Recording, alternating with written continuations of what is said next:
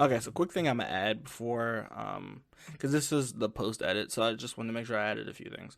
One thing I was gonna add is that, when I refer to Gucci, I'm talking about the cheating affairs that people have claimed that Gucci has had and that Wayne has had. There are rumors that uh have said that have happened, and also, um, this might seem this episode might seem a bit egotistical.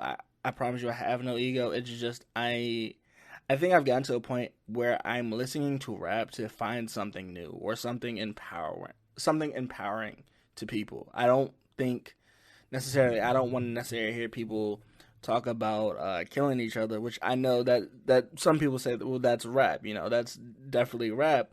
But I think at this point, I'm just looking for something that is genuine from an artist. And while Kendrick does some of it, just I wanted to add this as like the part of this disclaimer part because there was a lot of stuff post edit listening to this that I didn't add to it. So that was the one thing I didn't add to it. And then the rumors, because I say Gucci, and then I don't think the Gucci part is explained well enough. But there were rumors that Gucci was cheating with somebody. There was rumors that Wayne was cheating with somebody. So when I talk about the Gucci part, that's what I'm talking about. But yeah, so I hope you enjoyed the episode.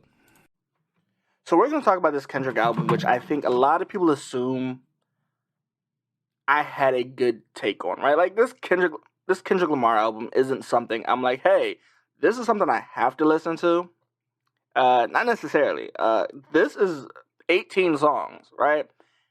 And it's a weird 18 songs, especially from Kendrick Lamar, right? Because I think Kendrick Lamar's idea of what this album was gonna be was a double sided album like Drake did Scorpion, right? Like I think this was his, as he said, this was one album to get him out of his contract, and I think this is what we get. Um, so before I say anything, before I really start talking about this album in depth and just talking about these songs and how I feel that Kendrick decided to do these songs, I'm gonna talk about Kendrick for a minute. I don't want anyone to say, "Oh, you're not a Kendrick fan," or "You appreciate Cole because you like Cole and how simple Cole is when he raps." I'm gonna clear all that up right now. I think my top five lineup is a little different than others, or artists that I listen to constantly, like Method Man, Black Thought, Redman. That's normally when I look for lyricism. That's who I go to, right? So I think this is the thing. So J. Cole has put music into his own atmosphere where he doesn't sound similar to anybody. He doesn't rap about similar things than anybody, right? That's shown by the offseason and KOD. 2 years apart, you kind of see what you kind of see their differences and you see their flaws. Kendrick, however, we get into this Kendrick's albums, and I think the problem with Kendrick was this was supposed to be two different albums. So Mr. Morals was supposed to become his last problem with TDE, with Top Dog Entertainment. And Big Stepper was supposed to be his first album on his new label. However, I don't think that's what happened. Something got mixed up in between these production of this album, or as you saw in the pictures above, we were able to see kind of Kendrick's take on these songs. Now, I'm gonna kind of keep it kind of brief because this is not an album in which I hate, but I cannot understand this album, and I think it's because, as I said before, the artists I listen to are kind of the reasons why this album doesn't feel like Kendrick's best album, but also isn't his second best or a classic album for Kendrick, right? Because these two albums definitely probably could have probably been a way better album than we got before. And before people say, "Well, you should have gave Kendrick a try," I gave this album 4 listens. The first 2 listens, I tried it, didn't really feel anything for these songs. The second listen, I thought it was a okay album until I got to like then the first track of the second album of this double sided album. I was like, I don't really necessarily like the way this album is put together. Right? I don't. I think it's either the beats where I think the situation is I think Kendrick has the same reputation Nas has, where Nas is great. He talks about great things. He talks about amazing stuff. He can relate it to certain situations. But his choices in beat picking are the problem here, right? Like, I think, granted, if we look at this as a piece of work for each song, body of work, and then we take a little samples and stuff out of it, we come back to this. I come back to the same argument of this sounds like it could have been extremely polished, right? But also, I'm not here to like drag this album and buzz. This album is 18 songs long, and I want to mention to you this first part of this album, and we're gonna call the first part of this album Mr. Moral. Even though people will assume that I messed up because we have a single called Mr. Moral, but I don't remember where it is exactly in the lineup. It's the 7th song, so I don't know if this is Big Step, because Big Stepper is not on this album, which I think kind of confuses me a little bit, because normally when you release a song, an album, you have a single and then a lead single, and none of these singles were released out earlier, and I think that is also my problem with this. So he has amazing features. He has Blast. He has Taylor. Excuse my first name. Your first name escapes me right now. But it's Taylor. He has Baby Keem. He has a lot of different artists that I think are good artists, right? But this album, this first part of this album, so the first couple songs of this album, we're gonna talk about. I'm kind of gonna hammer, but let's real quick see if we have any sponsors before I hammer this album the only way I know how to talk about this album. Hey, it's Kaylee Cuoco for Priceline. Ready to go to your happy place for a happy price? Well, why didn't you say so? Just download the Priceline app right now and save up to 60% on hotels. So whether it's Cousin Kevin's Kazoo Concert in Kansas City, go Kevin, or Becky's Bachelorette Bash in Bermuda, you never have to miss a trip ever again. So download the Priceline app today. Your savings are waiting. Go to your happy place for a happy price. Go to your happy price, Priceline. Okay, so I'm gonna break this album down into a way that I think this album is really put together. So the first song is about grief, and I think, and there's one lyric sums up this whole song to me. It's like, united in grief, people handle their griefs in different ways, right? Like, these are just how I feel about these songs so far. He talks about Father Time, how we grow up in time, which I think is okay. Worldwide Stepper. It's a decent track. It's not my favorite. But it's also very okay as a track. It brings power into it. The N95 is an okay song. I've heard people say the song is great.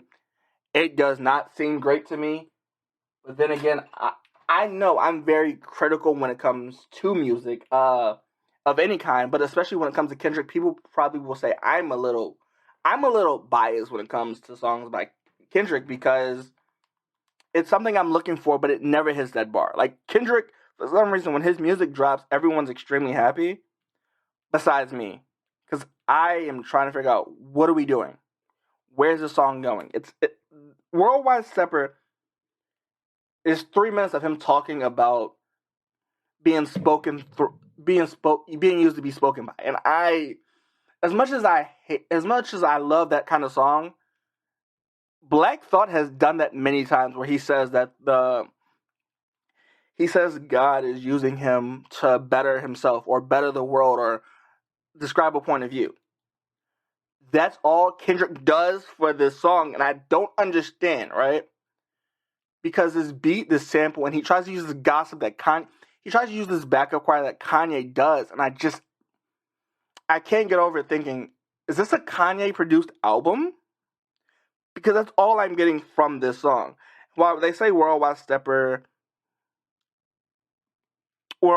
is supposed to be about, like, it's a weird thing, because they don't, like, you can't find anything of what they say that Worldwide Stepper is supposed to be, right? Because they say it's supposed to be about the view of different women, but I can't get over this. I can't get over this album.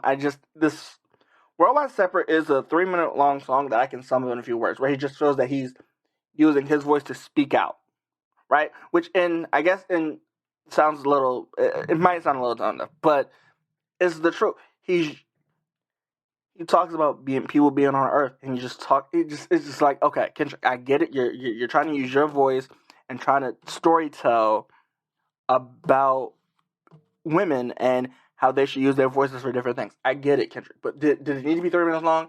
And I think that's my thing. It's very critical, right? Like it's very critical. But then we get to Rich one, we get to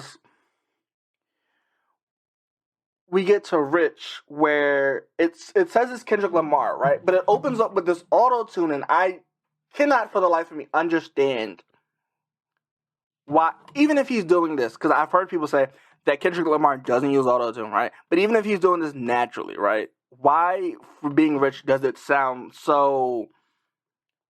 For the interlude, why does it sound so okay? We're here. I'm rich.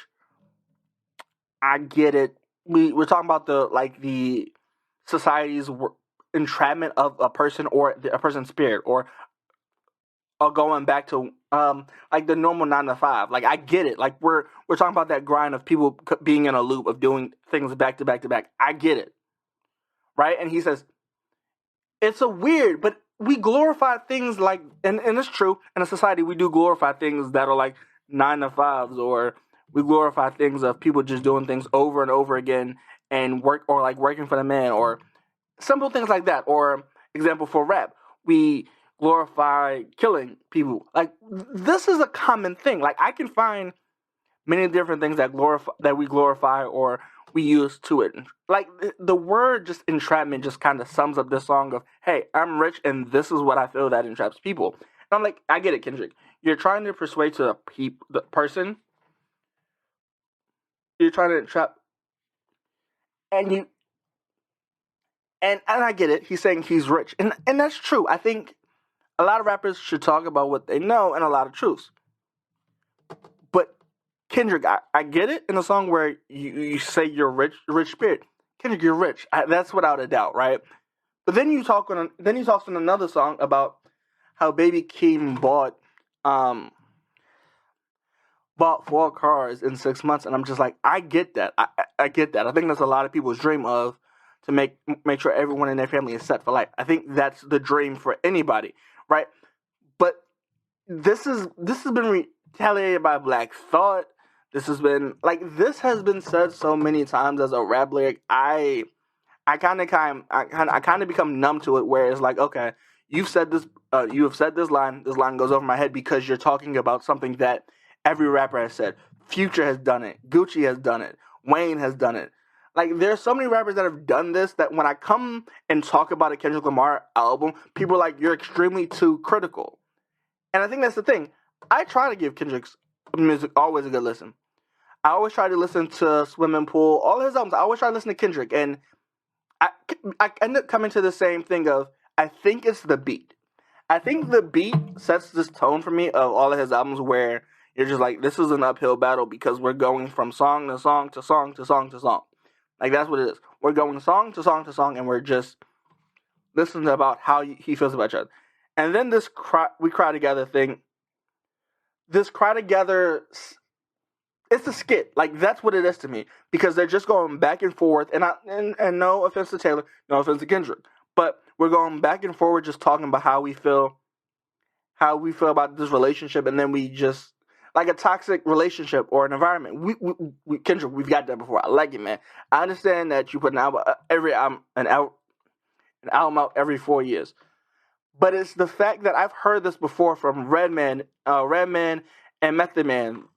The song "You," I've heard this before, where they're trying to commute their stories, and I've heard it from Kanye, and I'm like, this is what I think. My thing is, when I listen to Kendrick, I know Kendrick can be lyrical. I know Kendrick can be like Black Thought, this generation's Black Thought, where he just talks about like elections. He talks about all of this, right? Where he could do it in a vast amount of songs. But every time I get a Kendrick album, I don't get those kind of songs. I get these. Forgive me, right? But one of these songs was supposed to be rock, and this has it listed as hip hop and rap. So I'm gonna assume this isn't the rock album he was supposed to release. And it's so weird because in this song, We Cry Together, he talks about this belief and people believing that it's a man's world or men rule the world. And that's not entirely true. I have a problem with that statement all in itself. But these songs just seem like they just keep going and going. So I'm listening to these songs and all I'm hearing is this beat, and then I'm hearing somebody speak under it. And it always seems like his voice doesn't carry it, and the beat is just always overpowering him. And granted, he does transition a lot, but I don't know what it is about these voice fluctuations where it seems like he's harmonizing in a song, but it's just, I get it. I get it. Kendrick, you're great. You're great at describing stuff. You're great at story.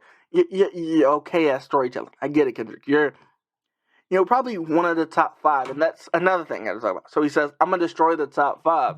And I'm like, Kendrick, I get it. And anybody's top 5, and hip hop's top 5 will never change, right? Like there's interchangeable top 5s that people have listed. But for the most part, they do not change. And I think that is my problem.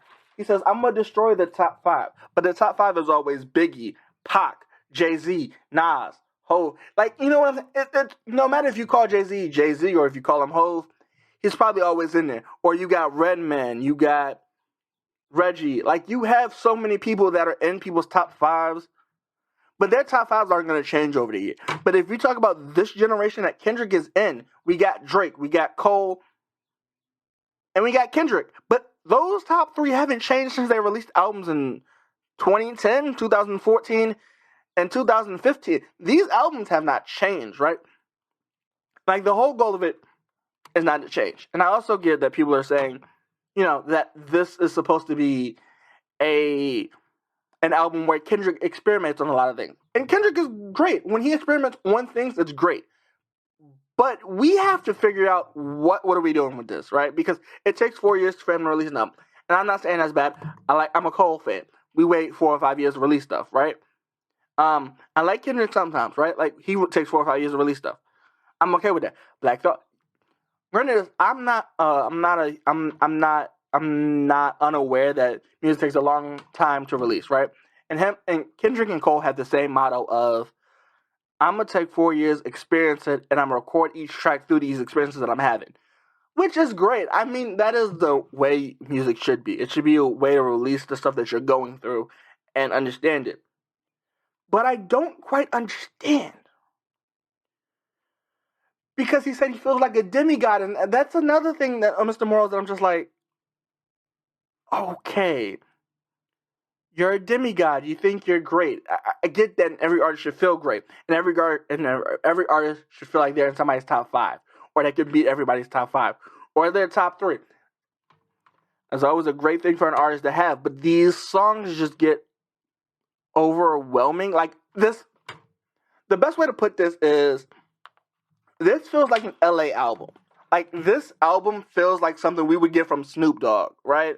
But that's the thing. It feels like Snoop Dogg, when the way that he does this album, it really could have been The Chronic. It could have been this album could have been his The Chronic, right? But it's the thing of Kendrick doesn't have a classic, and why is it, right?